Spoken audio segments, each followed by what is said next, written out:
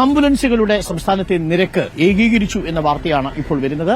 Ashin Diego കൂടുതൽ വിവരങ്ങൾ നൽകും. അഷിൻ, എങ്ങനെയാണ്, ഏത് നിരക്കിലാണ് ആംബുലൻസുകളുടെ ചാർജ് ക്രമീകരിച്ചിരിക്കുന്നത് ഇപ്പോൾ?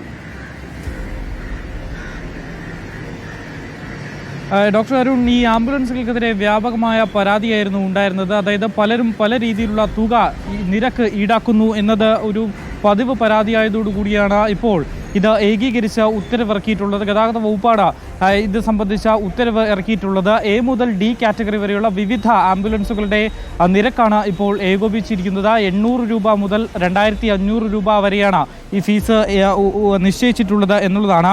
ഈ മാത്രമല്ല, ആദ്യ 1 മണിക്കൂറിന് വെയിറ്റിംഗ് ചാർജും ഉണ്ടാകില്ല. 20 കിലോമീറ്റർ വരെയാണ് ഈ മിനിമം നിരക്ക് നിലവിൽ നിശ്ചയിച്ചിരിക്കുന്നത്. ICU വെന്റിലേറ്റർ സൗകര്യമുള്ള ഡി വിഭാഗത്തിൽപ്പെട്ട ആംബുലൻസുകളുടെ മിനിമം നിരക്ക് ഇന്നു മുതൽ 2500 രൂപയാണ്. തുടർന്നുള്ള ഓരോ കിലോമീറ്ററിനും 40 രൂപ അധികം നൽകേണ്ടി വരും. വെയിറ്റിംഗ് ചാർജ് ഈടാക്കുക 350 രൂപയാണ്. തൊട്ടുതാഴെ AC ഓക്സിജൻ സൗകര്യമുള്ള C വിഭാഗത്തിന് മിനിമം ചാർജ് 1500 രൂപയാണ് നിശ്ചയിച്ചിട്ടുള്ളത്. വെയിറ്റിംഗ് ചാർജ് 200 രൂപയും തുടർന്നുള്ള പിന്നീട് വരുന്ന ഓരോ കിലോമീറ്ററിനും 40 രൂപയുമാണ് നിശ്ചയിച്ചിരിക്കുന്നത്. B വിഭാഗത്തിലുള്ള നോൺ AC ആംബുലൻസുകൾക്ക് മിനിമം നിരക്ക് 1000 രൂപയാണ് ഇപ്പോൾ നിശ്ചയിച്ചിരിക്കുന്നത്. ഇതിൻ്റെ വെയിറ്റിംഗ് ചാർജ് 200 രൂപയാണ്. അതുപോലെ ഒമിനി, ബൊലേറോ പോലെയുള്ള ചെറിയ ആംബുലൻസുകൾ, അതിൻ്റെ RTO അംഗീകരിച്ചിട്ടുള്ള AC ഉള്ള A വിഭാഗത്തിലെ ആംബുലൻസുകൾക്ക് മിനിമം നിരക്ക് 800 രൂപയാണ് എന്നുള്ളതാണ്. മാത്രമല്ല, ഇതേ വിഭാഗത്തിലെ നോൺ AC വാഹനങ്ങളുടെ മിനിമം ചാർജ് 600 രൂപയാണ് എന്നുള്ളതാണ് ഇതിൻ്റെ മറ്റൊരു